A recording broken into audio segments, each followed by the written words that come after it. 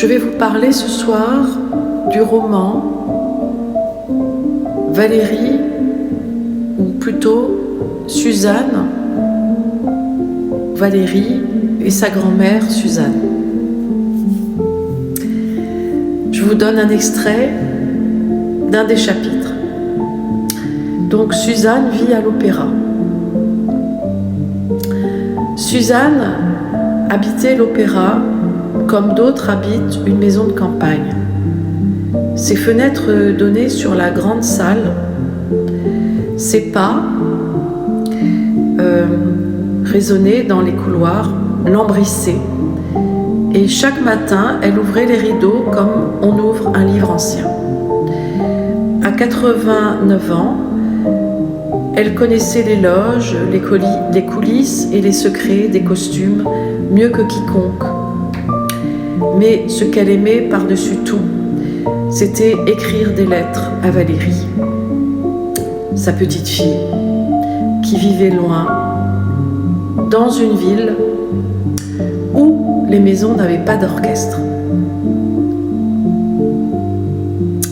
Un soir d'hiver, alors que la pluie frappait les vitraux et que le théâtre se vidait, après une répétition, Suzanne prit une feuille de papier épais.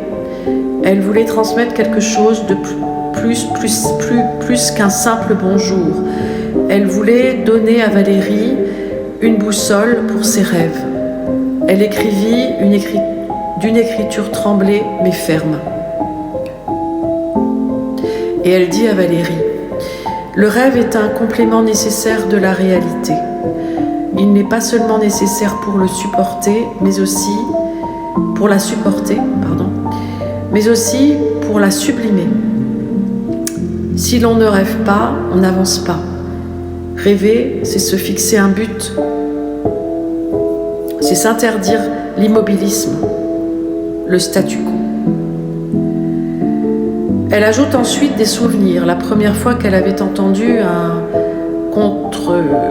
une note très très aiguë, où elle avait refusé un rôle par peur, et l'autre où elle avait dit oui malgré tout.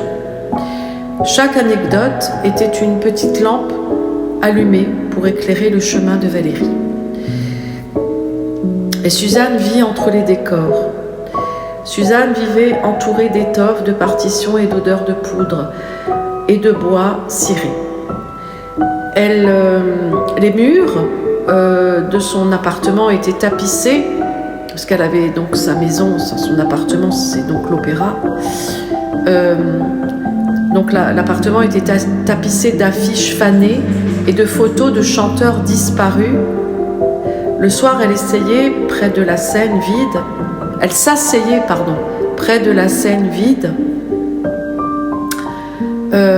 et laissait son regard glisser sur les fauteuils rouges, imaginant les vies qui s'y étaient croisées. Elle savait que l'opéra était un lieu de rêve incarné où la réalité se transformait en musique et en lumière. C'est de là qu'elle puisait la conviction d'écrire à Valérie.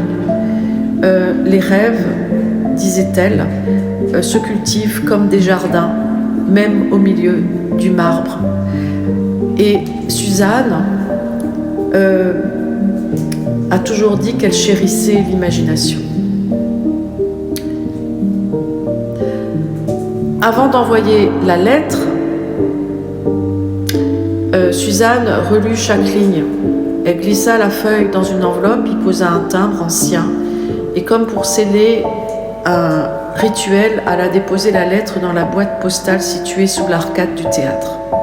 En chemin, elle croisa le régisseur qui lui sourit sans savoir qu'il venait d'être témoin d'un petit acte de transmission. Suzanne se dit que les rêves ne se transmettaient pas seulement par de grands discours, mais par ces gestes simples, une lettre, une confidence, une histoire racontée au bon moment. Quelques semaines plus tard, Valérie arriva à l'opéra. Elle tenait la lettre serrée contre elle comme un trésor. Elles s'assirent côte à côte dans un fauteuil du parterre de l'opéra. Et Valérie parla de ses hésitations, de ses projets, de la peur de choisir. Suzanne l'écouta, puis posa sa main sur la sienne et dit doucement à Valérie: « Tu sais, ma chérie, rêver, c'est se fixer un but, c'est se fixer un objectif.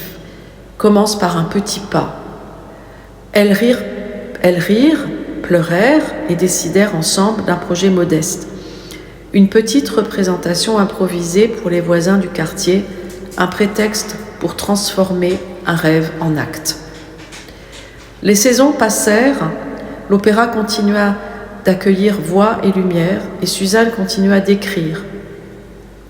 Ses lettres devinrent des cartes, des petits carnets, des enregistrements de chansons qu'elle avait aimées.